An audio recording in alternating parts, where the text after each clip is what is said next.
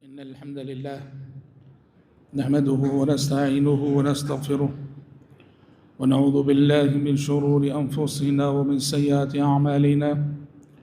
من يهده الله فلا مضل له ومن يضلل فلا هادي له، وأشهد أن لا إله إلا الله وحده لا شريك له، وأشهد أن محمدًا عبده ورسوله. يا أيها الذين آمنوا اتقوا الله حق تقاته ولا تموتن إلا وأنتم مسلمون. يا أيها الناس اتقوا ربكم الذي خلقكم من نفس واحدة وخلق منها زوجها وبث منهما رجالا كثيرا ونساء، واتقوا الله الذي تساءلون به والأرحام إن الله كان عليكم رقيبا. يا أيها الذين آمنوا اتقوا الله وقولوا قولا سديدا يصلح لكم أعمالكم ويغفر لكم ذنوبكم، ومن يطع الله ورسوله فقد فاز فوزا عظيما. أما بعد، فإن خير الحديث كتاب الله، وخير الهدي هدي محمد صلى الله عليه وسلم، وشر الأمور محدثاتها، وكل محدثة بدعة، وكل بدعة ضلالة، وكل ضلالة في النار. أعوذ بالله السميع العليم من الشيطان الرجيم من همزه ونفخه ونفسه. يا أيها الذين آمنوا اتقوا الله ولتنظر نفس ما قدمت لغد واتقوا الله إن الله خبير بما تعملون. حضرات گرامی، خطبہ مسنونہ کے بعد میں نے ابھی آپ کے روبرو سورۃ الحشر کی ایک آیت پڑھی ہے، مشہور و معروف آیت ہے۔ اللہ تبارک و تعالیٰ نے اس آیت میں اہل ایمان سے خطاب کر کے فرمایا، یا ایھا الذین آمنوا اتقوا اللہ ولتنظر نفس ما قدمت لغد۔ اے ایمان والو، اللہ سے ڈرو، اور تم میں سے ہر شخص کو یہ دیکھنا چاہیے کہ آنے والی آخرت کے لیے اس نے کیا تیاری کر رکھی ہے، کیا توشہ تیار کیا ہے۔ واتقوا اللہ، اللہ سے ڈرو کہ ان اللہ خبیر بما تعملون، اللہ تمہارے اعمال کی خوب خبر رکھتا ہے۔ حضرات، اس آیت میں اللہ نے سبھی اہل ایمان سے خطاب کر کے فکر آخرت کا پیغام دیا ہے کہ آخرت کے آنے والی آخرت کے لیے تیاری کرو، اور آخرت کو لے کر ہماری سوچ اور ہمارا تصور کیا ہونا چاہیے۔ شیطان عام طور پہ ہمیں یہ تھپکیاں دیتا ہے کہ ابھی تو زندگی کا طویل سفر باقی ہے، ابھی تو لڑکپن میں ہو، ابھی تو جوانی میں ہو، ابھی تو ادھیڑ عمر آنی ہے، بڑھاپا آنا ہے، اور ایسے یقین دہانی کراتا ہے جیسے اللہ کی جانب سے کوئی گارنٹی ہمیں مل گئی ہو کہ 100 سال سے پہلے مریں گے نہیں۔ اللہ نے کہا کہ آخرت کے لیے تیاری، قیامت کے لیے تیاری تمہیں یوں کرنی ہے کہ جیسے کہ وہ آنے والا کل ہو۔ آج جمعہ ہے، کل ہفتہ ہے، جمعہ سے ہفتہ جس قدر قریب ہے، آپ آخرت کے لیے تیاری یہ تصور کر کے کرو کہ وہ آنے والا کل ہے۔ وَلْتَنْظُرْ نَفْسٌ مَّا قَدَّمَتْ لِغَدٍ۔ صحابی آئے، آگے کہا، یا رسول اللہ متی الساعہ، اے اللہ کے نبی قیامت کب آئے گی؟ سوال ایک ایسی چیز کے سلسلے میں تھا جو نبیوں کے سردار کو بھی نہیں معلوم، فرشتوں کے سردار کو بھی نہیں معلوم، سوائے اللہ کے کوئی نہیں جانتا کہ قیامت کب آئے گی۔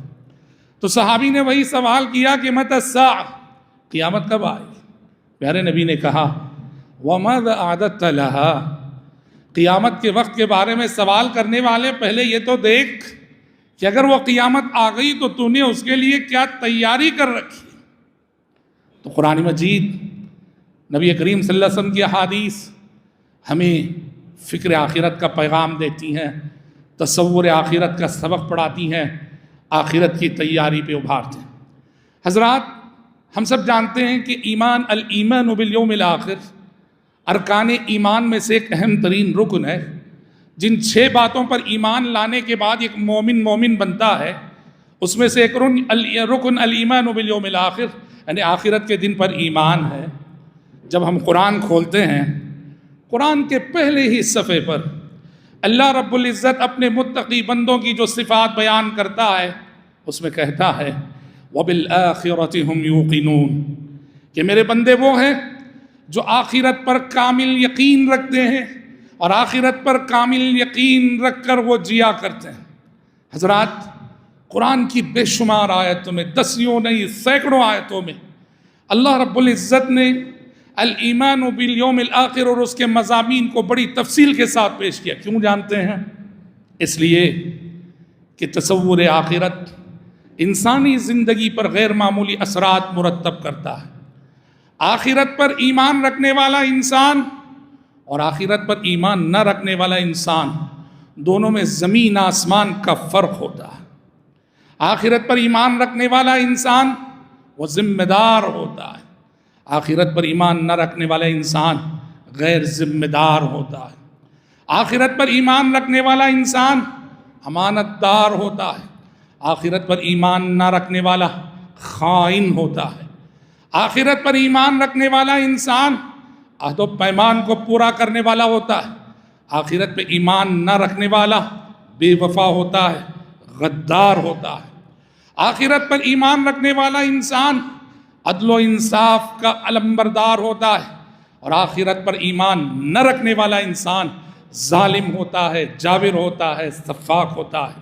الغرض بہت فرق ہے، بہت فرق ہے اس انسان میں جو آخرت پر ایمان رکھ کر جیتا ہے اور اس انسان میں جو آخرت پر ایمان رکھے بغیر جیتا ہے۔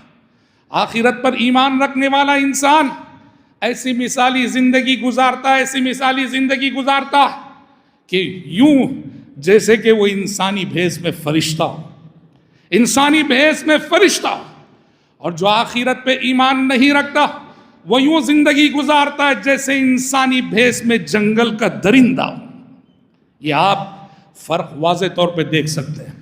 جو لوگ اس دنیا میں آخرت کے لیے جیتے ہیں اور جو لوگ اس دنیا میں صرف اس دنیا کے لیے جیتے ہیں، ان میں آپ صاف طور پہ یہ فرق دیکھ سکتے ہیں کہ ان کے معاملات الگ، ان کی معاشرت الگ، ان کے لین دین الگ، ان کی سوچ الگ، ان کے قول و عمل کا معیار الگ۔ اس لیے بھائیو، قرآن پہلے ہی صفحے پہ اپنے نیک صالح بندوں کی یہ صفت بیان کرتا ہے اللہ تعالیٰ کہ وَبِالْآخِرَةِ هُمْ يُوقِنُونَ، میرے بندے وہ ہیں جو آخرت پہ کامل یقین رکھتے۔ اسی لیے آپ دیکھیے پیارے نبی جب نبی بنائے گئے نا تو توحید کے بعد نبی نے اپنی دعوتی زندگی میں سب سے زیادہ جس چیز پہ فوکس آپ کا تھا وہ آخرت۔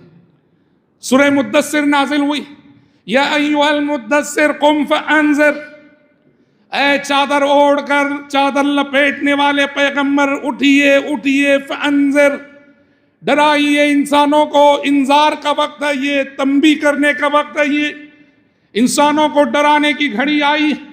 اٹھیے، غافل انسان کو بیدار کیجیے، غافل انسانیت کو خواب غفلت سے جگائیے۔ قم فانذر، اٹھیے اور ڈرائیے۔ نبی نے کیا کیا؟ قم فانذر کے اس خطاب کے بعد پیارے نبی صلی اللہ علیہ وسلم صفا کی پہاڑی پہ چڑھ گئے، صفا کی پہاڑی پہ چڑھ گئے اور صفا کی پہاڑی پہ کھڑے ہو کر آپ نے لوگوں کو آواز دی۔ سارے لوگ پہاڑ کے دامن میں آپ کی آنکھ نیچے جمع ہو گئے۔ پیارے نبی جو پہاڑ کی چوٹی پہ کھڑے تھے، آپ نے نیچے کھڑے ہوئے لوگوں سے سب سے پہلے پوچھا، بتاؤ مجھے سچا سمجھتے ہو کہ جھوٹا؟ سب نے کہا زندگی میں کبھی آپ سے جھوٹ کا تجربہ نہیں ہوا ہے، آپ صادق و امین ہیں۔ نبی نے کہا کہ لوگوں دیکھو، میں پہاڑ کی چوٹی پہ کھڑا ہوں اور تم پہاڑ کے نیچے دامن میں کھڑے ہو۔ میں چونکہ پہاڑ کی چوٹی پہ کھڑا ہوں، دونوں طرف دیکھ رہا ہوں، میں ادھر بھی دیکھ رہا ہوں ادھر بھی دیکھ رہا ہوں، اور تم پہاڑ کے دامن میں کھڑے ہو، تمہاری نظر صرف ایک سائیڈ ہے۔ کہا کہ ہاں صحیح۔ کہا اگر میں یہ کہوں کہ پہاڑ کے اس جانب سے ایک فوج آ رہی ہے تم پر حملہ کرنے کے لیے، مانو گے میری بات؟ کہا کہ کیوں نہ مانے، آپ جیسا صادق اور امین انسان کہے کہ پہاڑ کے اس پار سے ایک خطرہ ہے جو ہم پہ آ رہا ہے، ہم مانیں گے اور ضرور مانیں گے۔ یہ سننا تھا کہ نبی نے کہا کہ پھر آنے والی آخرت کے لیے تیار ہو جاؤ۔ دیکھو ایک ایگزامپل تھا، ایک مثال دی تھی اللہ کے نبی نے۔ یہ جو کہا نا کہ میں پہاڑ کی چوٹی پہ کھڑا ہوں اور تم پہاڑ کے دامن میں کھڑے ہو، ایک مثال تھی. میں نبی ہونے کی حیثیت سے اس مقام پہ کھڑا ہوں کہ میری ایک نظر اگر دنیا پر ہے تو میری دوسری نظر آنے والی آخرت پر ہے، اور تم لوگ تمہاری نظر صرف دنیا پر ہے، تمہارے سامنے صرف دنیا. میری ایک نظر دنیا پر تو دوسری نظر آخرت پر، اور میں آخرت کا وہ خطرہ دیکھ رہا ہوں جو خطرہ تم سب کی زندگیوں میں آنے والا ہے، اور وہ جہنم کا خطرہ ہے. اس لیے کہا اپنے آپ کو نار جہنم سے بچانے کی تیاری کر لو. پیارے نبی کی دعوتی زندگی کو آپ دیکھیں گے، پڑھیں گے، صاف نظر آئے گا کہ پیارے نبی نے توحید کے بعد سب سے زیادہ جس اہمیت کے ساتھ جس چیز کو پیش کیا وہ تصور آخرت ہے. آئیے ہم دیکھتے چلیں آخرت کے لیے جینے والا انسان تصور آخرت ہماری زندگی کو کیسے بدلتا ہے، تصور آخرت کی وجہ سے ہماری زندگی پہ کیا کیا اثرات مرتب ہوتے ہیں، آخرت پہ یقین رکھنے والے انسان کی سوچ کیسی ہوتی ہے، اس کے اعمال کیسے ہوتے ہیں. سب سے پہلی بات ہم بتائیں، جو آخرت پہ کامل یقین رکھتا ہو نا، وہ اسی زندگی میں اپنا حساب آپ لیتا ہے، اپنے آپ کو روزینہ خود احتسابی کی عدالت میں پیش کرتا ہے. جو آخرت پہ یقین رکھنے والا بندہ اسے یہ احساس تڑپاتا ہے کہ حساب کا دن آنے والا ہے، حساب کی گھڑی آنے والی ہے، جہاں مجھے اللہ کی عدالت میں کھڑے ہو کر اپنی زندگی کے ایک ایک قول و عمل کا حساب دینا. اس لیے حضرت عمر کی جو نصیحت تھی، حاسبوا انفسکم قبل ان تحاسبوا وزنوها قبل ان توزنوا، کہا کہ لوگوں اپنے آپ کا حساب لے لو یوم الحساب کے آنے سے پہلے، اور قیامت کے دن کے ترازو میں تولے جانے سے پہلے اسی دنیا میں اپنا وزن کر لو. کیوں؟ کیونکہ قیامت کے روز جب تمہارا حساب ہوگا کوئی کمی ہوگی تو عمل کرنے کا موقع نہ ہوگا. آج اگر اپنا حساب آپ لے لو گے تو کوئی کمی نظر آئے گی، اس کی بھرپائی کا موقع ہے تمہارے پاس، عمل کی فرصت ہے تمہارے پاس، عمل کے لمحات ہیں تمہارے پاس. اس لیے بھائیو، آخرت کے لیے جینے والے انسان کی بنیادی اور پہلی پہچان یہ ہے، اس دنیا میں وہ اپنے آپ کو خود احتسابی کی عدالت میں پیش کرتا ہے، اور خود احتسابی کی عدالت میں پیش کر کے اپنا حساب آپ لیتا ہے. دوسروں کا حساب لینے میں ہمیں بڑا مزہ آتا ہے، زید کیسا ہے، بکر کیسا ہے، عمر کیسا ہے. سچا حساب یہ ہے کہ میں اپنا حساب آپ لوں اور میں خود احتسابی کی عدالت میں خود کو پیش کروں، خود کو مجرم ٹھہراؤں، خود کو گنہگار بتاؤں، خود کو خطا کار مانوں. یہ خود احتسابی کی عدالت کا بہت بڑا فیصلہ ہے. اور آخرت کے لیے جینے والے ایسے ہی ہوتے ہیں کہ اپنے آپ کو آخرت سے پہلے اسی دنیا میں خود احتسابی کی عدالت میں پیش کر کے اپنا حساب آپ لیتے ہیں. حضرات، جو لوگ آخرت کے لیے جیتے ہیں ان کی دوسری پہچان یہ ہے کہ تصور آخرت انسان کو اپنے فرائض اور واجبات کی ادائیگی میں ذمہ دار بناتا ہے. دیکھو، آخرت پر ایمان رکھنے والا، اس پر کسی نگرانی کی ضرورت نہیں، سمجھ رہے ہیں؟ کسی نگرانی کی ضرورت نہیں. وہ اپنے فرائض کو، اپنے واجبات کو کما حق کو ادا کرتا ہے. وہ اسے کسی مینیجر کی نگرانی کی ضرورت نہیں. وہ ٹیچر ہے، وہ ایز اے ٹیچر اپنا حق پورا ادا کرے گا. وہ کسی کمپنی کا ورکر ہے، اپنی ذمہ داری اپنے ٹائم پر ادا کرے گا، وقت پہ جائے گا، وقت پہ آئے گا. کیوں؟ وہ آخرت پہ ایمان رکھتا ہے. اس کا ایمان اسے کہتا ہے کہ دیکھو، اگر تم اس ذمہ داری میں کوتاہی کرو گے، دنیا میں جواب دو نہ دو، اللہ کی عدالت میں تو تمہیں جواب دینا. اس لیے بھائیو، آخرت پر ایمان رکھنے والا بندہ وقت کا حاکم کیوں نہ بن جائے، وقت کا حاکم کیوں نہ بن جائے. تصور آخرت اسے کتنا تڑپاتا ہے، کتنا ذمہ دار بناتا ہے. عمر فاروق رضی اللہ عنہ کی عدالت میں آئی، عمر فاروق رضی اللہ عنہ کو سنیے. عمر بن خطاب رضی اللہ عنہ، اللہ اکبر، احساس ذمہ داری سے، آخرت کی جواب دہی کے احساس سے تڑپ جاتے تھے اور فرماتے تھے، واللہ دنیا کے حکمرانوں کے لیے، دنیا کے حکمرانوں کے لیے جو اپنی رعایا کے ساتھ غداری کرتے ہیں، اپنی رعایا کے ساتھ بے وفائی کرتے ہیں دنیا کے حکمرانوں کے لیے۔ عمر بن خطاب رضی اللہ عنہ کا یہ جملہ بہت بڑا پیغام ہے، بہت بڑا سبق ہے، کسی بھی عہدے کو کیسے نبھایا جاتا ہے، احساس ذمہ داری کسے کہتے ہیں۔ عمر بن خطاب کہتے تھے واللہ لو عثرت بغلة في العراق لخشیت ان يسألنی اللہ عز وجل لم لم تصلح لها الطریق یا عمر۔ کہتے تھے عمر کہ اللہ کی قسم میں تو مدینے میں ہوں، میرا دارالخلافہ مدینہ ہے، لیکن مجھے ڈر ہے اگر میرے دور حکومت میں عراق کی کسی سڑک پر چلتے ہوئے خچر کو ٹھوکر لگ جائے۔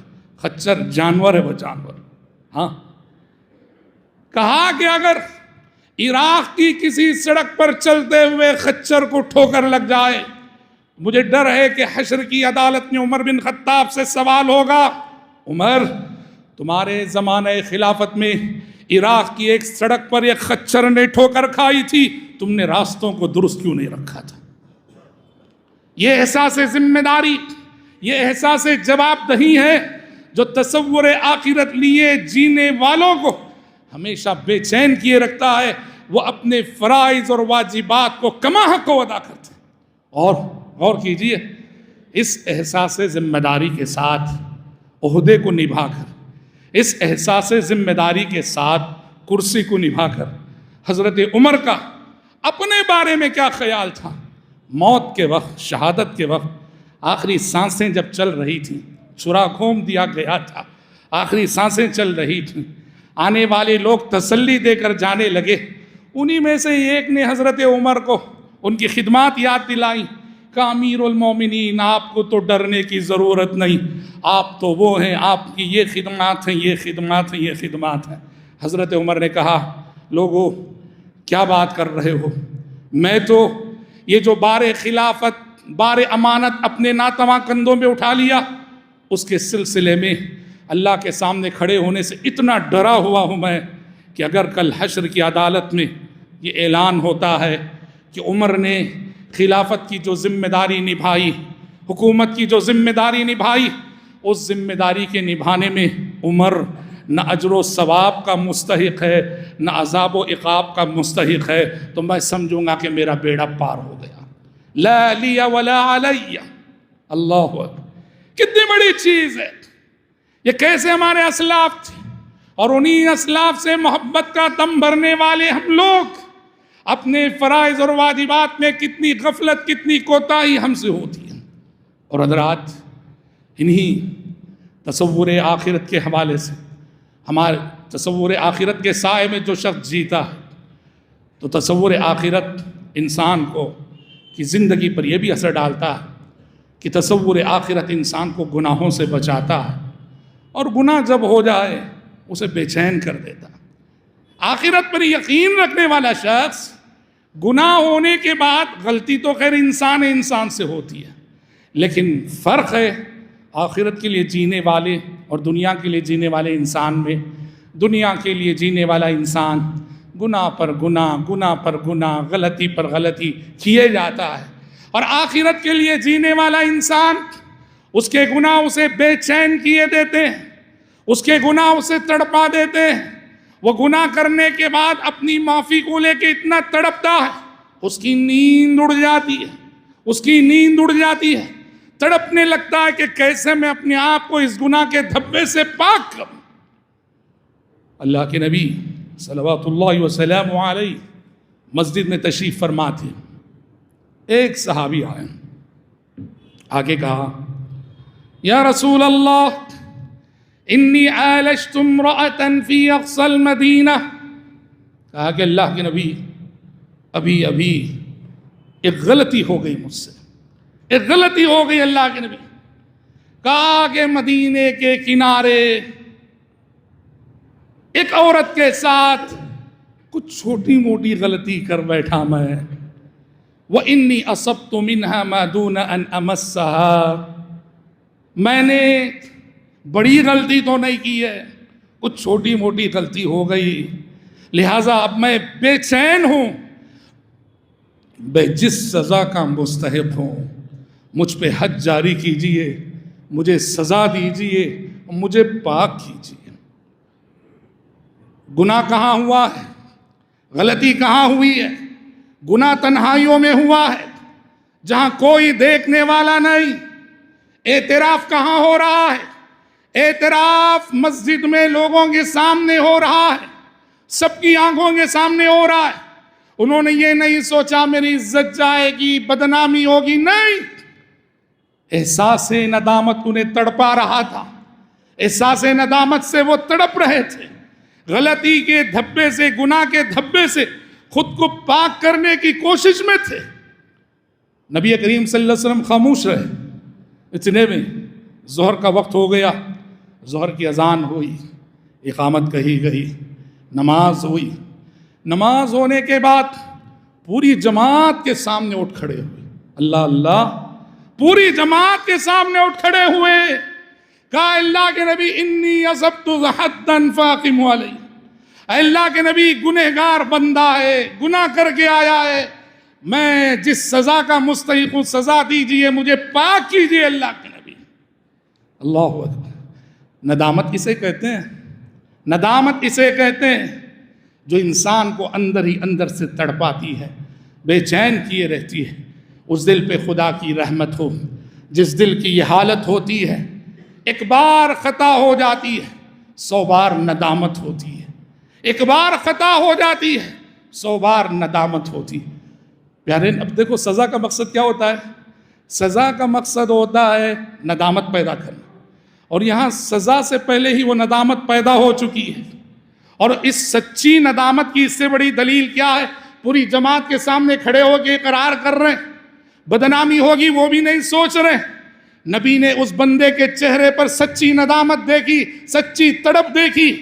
آپ نے کہا نماز پڑھی نا ابھی تم نے ہمارے ساتھ؟ کہا کہ ہاں نماز تو پڑھی ہے۔ کہا جاؤ فإن اللہ قد غفر لك ذنبك وحدك، اللہ نے اس نماز کے بدلے تمہارے اس گناہ کو معاف کر دیا ہے۔ ان الحسنات یذہبن السیئات، اچھائیاں گناہوں کو ختم کیے دیتے۔ تو اس طرح بھائیوں، تصور آخرت گناہوں کے دھبوں کے ساتھ جینے نہیں دیتا انسان کو۔ وہ جب تک ان دھبوں سے اپنے آپ کو پاک نہ کر لے، وہ اطمینان سے نہیں بیٹھتا ہے۔ اسی طرح حضرات، تصور آخرت دنیا کے سلسلے میں ہمیں صحیح نقطہ نظر اور صحیح سوچ عطا کرتا ہے، صحیح سوچ عطا کرتا ہے۔ دنیا کو کس نظر سے دیکھنا ہے، یہ دنیا کیا ہے، یہ دنیا کی حیثیت کیا ہے، اور دنیا کو کیسے برتنا ہے۔ آخرت پر ایمان انسان کو یہ سمجھاتا ہے، دیکھ یہ دنیا تیری منزل نہیں ہے، سفر ہے، یہ سفر کو منزل سمجھنے کی غلطی نہ کرنا۔ تیری حیثیت یہاں مسافر کی ہے، مسافر کی، تیری منزل قبر ہے۔ اس لیے جو شخص سفر میں جس کا سامان جتنا کم ہوگا، اس کے لیے منزل پہ پہنچنا اسی قدر آسان ہوگا۔ دنیا کے سلسلے میں ایک صحیح سوچ ملتی ہے، اور وہ ہمیشہ موت کے لیے تیار رہتا ہے۔ اور ایسا انسان جو دنیا کے سلسلے میں صحیح سوچ رکھتا ہے نا، وہ موت کی منزل پہ پہنچتا ہے زیادہ گھبراتا نہیں ہے، کیونکہ وہ تو ہر دن موت کو یاد کرتا رہا، دنیا کی حیثیت کو سمجھتا رہا، بلکہ بسا اوقات گھبرانے کی بات تو کجا، جو مرگ آیت تبسم بر لب اوست، موت کے فرشتوں کو دیکھتا ہے تو مسکرا کر استقبال کرتا ہے، مسکرا کر استقبال کرتا ہے۔ یہ بھی ہوتا ہے کیونکہ اس نے دنیا کو پہلے ہی سے سمجھا کہ یہ متاع الغرور ہے، یہ دھوکے کا سامان ہے، یہ فریب ہے، یہ ظل ایک سائے کی مانند ہے، ڈھلنے والے سائے کی مانند۔ تو دنیا کے سلسلے میں صحیح نقطہ نظر رکھتا ہے وہ شخص جو آخرت کے لیے جینا رہا۔ وہ شخص جو آخرت پر ایمان نہیں رکھتا یا ایمان کمزور ہے، وہ دنیا ہی کو سب کچھ سمجھتا ہے، اور موت کے قریب جب وہ جاتا ہے نا، اس کے صدمے کو ہم الفاظ میں بیان نہیں کر سکتے، اس کے ٹینشن کو ہم اپنے الفاظ میں بیان نہیں کر سکتے، اس کے دکھ درد کو ہم اپنے الفاظ میں بیان نہیں کر سکتے۔ وہ دنیا سے اتنی حسرتیں لیے ہوئے جاتا ہے، سمجھ رہے ہیں؟ ایک بات یاد رکھو، چین سے جینا بھی اہم ہے، لیکن چین سے جینے سے زیادہ چین سے مرنا اہم ہے۔ زندگی کے سکون سے زیادہ موت کے وقت کا سکون بڑا معنی رکھتا ہے، بڑا معنی رکھتا ہے۔ دنیا کے بڑے بڑے حکمران، دنیا کے بڑے بڑے امیر، دنیا کے بڑے بڑے کاروباری، دنیا کے بڑے بڑے منصبدار جب موت کی دہلیز پہ پہنچے، ان کی بے بسی قابل رحم ہوتی ہے، ان کی بے بسی قابل رحم ہوتی ہے۔ لیکن آخرت کے لیے جینے والے لوگ جب موت کی دہلیز پہ پہنچتے ہیں تو وہ جس طرح سے اپنی موت کا استقبال کرتے ہیں وہ قابل صد رشک منظر ہوا کرتا ہے۔ حضرات، تصور آخرت ایک اور چیز جو ہم سب کو سکھاتا ہے کہ یہ دنیا خواہشات کو قربان کرنے کی جگہ ہے۔ تو تصور آخرت لے کر جینے والا شخص کم سے کم خواہشات رکھتا ہے، کیونکہ الایمان بالیوم الآخر اسے سکھاتا ہے کہ تمہاری ارمانیں جنت میں پوری ہوں گی۔ ارمانوں کا گھر جنت ہے، خواہشات کا گھر جنت ہے، لذتوں کا گھر جنت ہے۔ تمہاری ہر لذت جہاں پوری ہوگی وہ جنت ہے، تمہاری ہر خواہش جہاں پوری ہوگی وہ جنت ہے، تمہارا ہر ارمان جہاں پورا ہوگا وہ جنت ہے۔ دنیا نہیں، یہ ارمانوں کی تکمیل کی جگہ نہیں، یہ ارمانوں کی قربانی کی جگہ ہے۔ اور یہ چیز انسان کو اپنی خواہشات کی قربانی دینے پہ آمادہ کرتی ہے اور اپنی خواہشات کو کم سے کم رکھتا ہے، اور اس دنیا میں وہ کھو کر آخرت میں پانے کا حوصلہ رکھتا ہے۔ دیکھو، آخرت میں پانے کا شعور جو ہے دنیا میں کھونے کا حوصلہ دیتا ہے۔ ایک کاروباری کو سمجھو کہ بہت بڑا نقصان ہو گیا، خودکشی کر لیتا ہے، سمجھ رہے ہیں؟ گھر میں کوئی حادثہ ہو گیا، ٹینشن سے رشتہ دار خودکشی کر لیتے ہیں۔ یہ کون لوگ ہیں؟ جن کا آخرت پہ ایمان نہیں، کیونکہ صدمہ اتنا بڑا ہے، برداشت کرنے کا حوصلہ نہیں، جھیلنے کا حوصلہ نہیں، خودکشیاں ہو جاتی ہیں۔ اور آخرت پہ ایمان رکھنے والا شخص گھر میں حادثہ ہو گیا، فوراً کہتا ہے انا للہ و انا الیہ راجعون۔ کوئی بڑا نقصان ہو گیا کاروبار میں، فوراً کہتا ہے انا للہ و انا الیہ راجعون، ہم سب اللہ ہی کے لیے ہیں اور اللہ ہی کے جناب میں اللہ ہی کی جانب لوٹنا۔ یہ انا للہ و انا الیہ راجعون جو مصیبت کے وقت پڑھنے کی تعلیم دی گئی ہے، یہ وہی چیز ہے کہ جو دنیا میں کھوتا ہے وہ آخرت میں پاتا ہے، جو دنیا میں کھوئے گا وہ آخرت میں پائے گا۔ لہٰذا دنیا میں اگر کوئی چیز کھو گئی تو اتنا صدمہ نہ لو کہ تمہاری جان پر بنائے، نہیں، دنیا کی اس نقصان کو یہ سوچ کر برداشت کرو کہ جتنی بڑی چیز ہم نے کھوئی ہے آخرت میں اتنی ہی بڑی چیز ہم نے پانی ہے۔ سب کھو کے تیری راہ میں دولت دنیا سمجھا کہ کچھ اس سے بھی سوا میرے لیے ہے۔ حضرات، تصور آخرت اور یہ الایمان بالیوم الآخر ہماری زندگیوں پہ جو اثرات مرتب کرتا ہے، اس میں سے ایک بہت بڑا فائدہ کیا جانتے ہیں؟ تصور آخرت مظلوم کو صبر کا حوصلہ دیتا ہے، مظلوم کو صبر کا حوصلہ دیتا ہے۔ اس دنیا میں ظلم ہوتے ہیں اور بڑے ظلم ہوتا ہے، یہ ظلم کی جگہ ہے، یہ ظلم کا گھر ہے۔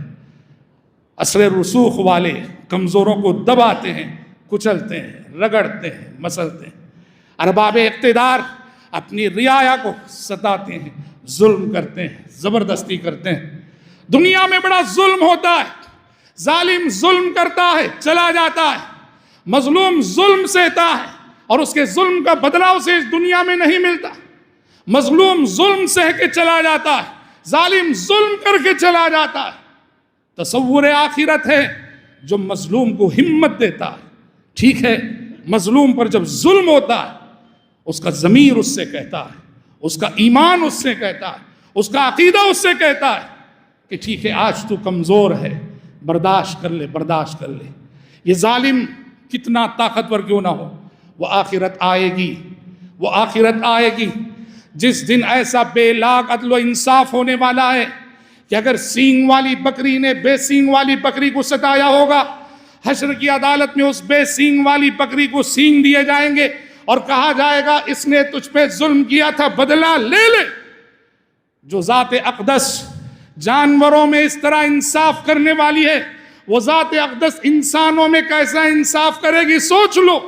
کوئی ظالم یہ نہ سمجھے کہ میرے پاس بڑا اثر و رسوخ ہے اور میں جو چاہے کر سکتا ہوں. نہیں، تمہارا یہ روب، تمہارے یہ دبدبہ چند روزہ ہے.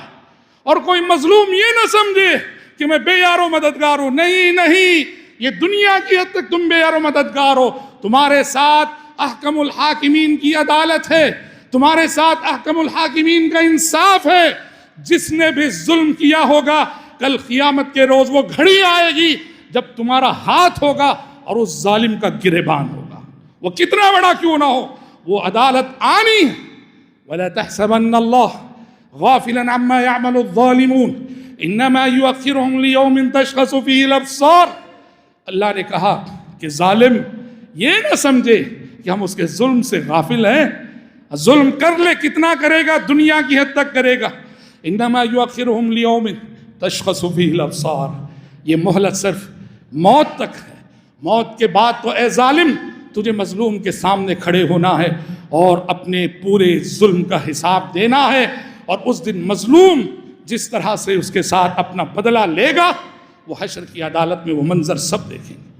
اسی طرح سے حضرات، الایمان بالیوم الآخر یعنی تصور آخرت ہماری زندگیوں میں جن ذرائع سے وہ سکون دیتا ہے، اس میں سے ایک چیز دیکھو، جب ہمارے کسی عزیز کا انتقال ہو جاتا ہے، ہمارا کوئی عزیز دنیا سے رخصت ہو جاتا ہے، سمجھ رہے ہیں کتنا صدمہ ہوتا ہے.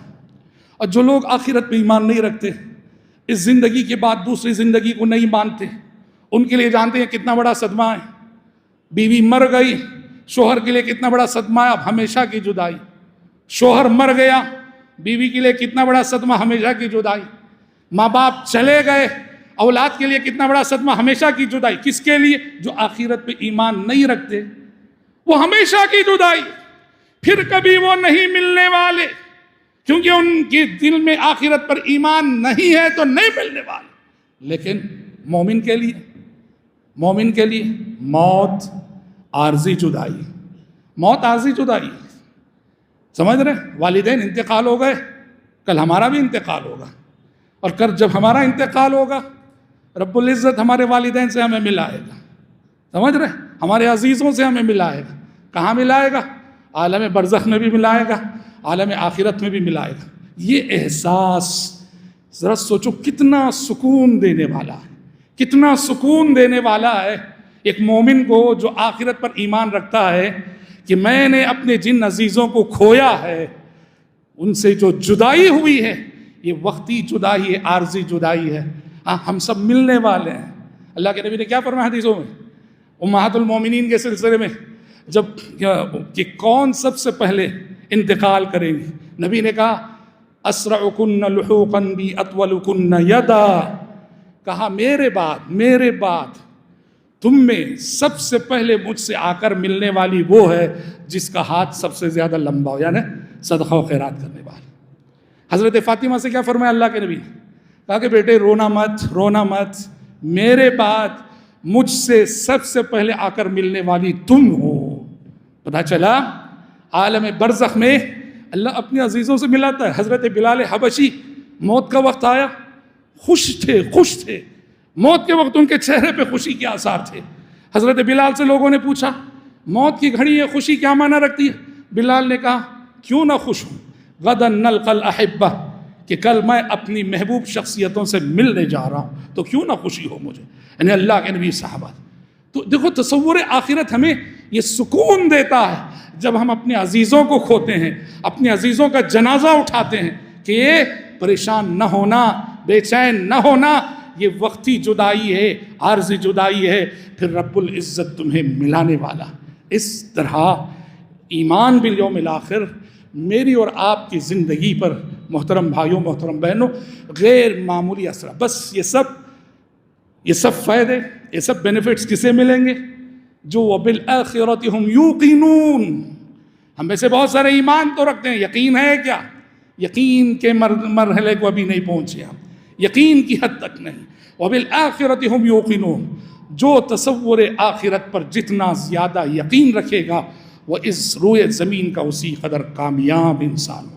رب العزت سے دعا ہے کہ اللہ تعالیٰ مجھ کہنے والے کو، آپ سبھی سننے والوں کو، آنے والی اس آخرت کے لیے کما حق ہو تیاری کرنے کی توفیق عطا فرمائے، اللہم آمین۔ خطبے کے اختتام پر اعلان پر میں اپنی گفتگو ختم کرنا چاہتا ہوں۔ آپ کی خدمت میں داونگیرے ڈسٹرکٹ سے احباب آئے ہوئے ہیں مسجد کے تعاون کے سلسلے میں۔ داونگیرے ڈسٹرکٹ میں ایک قریہ ہے جہاں پہلی مسجد بن رہی ہے کتاب و سنت کے حامل لوگوں کی۔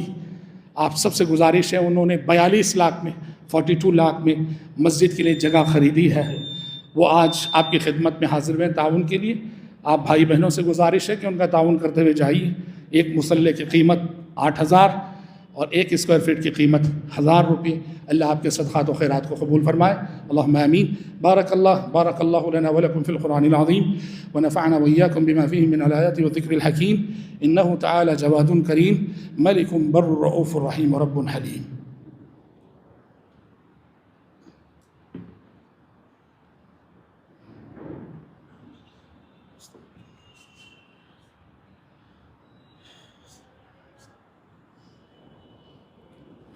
إن الحمد لله نحمده ونستعينه ونستغفره ونعوذ بالله من شرور أنفسنا ومن سيئات أعمالنا، من يهده الله فلا مضل له ومن يضلل فلا هادي له، وأشهد أن لا إله إلا الله وحده لا شريك له، وأشهد أن محمدا عبده ورسوله. أما بعد فإن خير الحديث كتاب الله، وخير الهدي هدي محمد صلى الله عليه وسلم، وشر الأمور محدثاتها، وكل محدثة بدعة، وكل بدعة ضلالة، وكل ضلالة في النار. أعوذ بالله السميع العليم من الشيطان الرجيم. إن الله وملائكته يصلون على النبي يا أيها الذين آمنوا صلوا عليه وسلموا تسليما. اللهم صل على محمد وعلى آل محمد كما صليت على إبراهيم وعلى آل إبراهيم إنك حميد مجيد. اللهم بارك على محمد وعلى آل محمد كما باركت على إبراهيم وعلى آل إبراهيم إنك حميد مجيد. وصل على جميع الأنبياء والمرسلين والملائكة المقربين والخلفاء الراشدين. اللهم انصر من نصر دين محمد صلى الله عليه وسلم واجعلنا منهم آمين، واخذل من خذل دين محمد صلى الله عليه وسلم ولا تجعلنا منهم آمين. عباد الله رحمكم الله، إن الله يأمر بالعدل والإحسان وإيتاء ذي القربى وينهى عن الفحشاء والمنكر والبغي يعظكم لعلكم تذكرون. واذكروا الله يذكركم وادعوه يستجب لكم ولذكر الله أكبر والله يعلم ما تصنعون.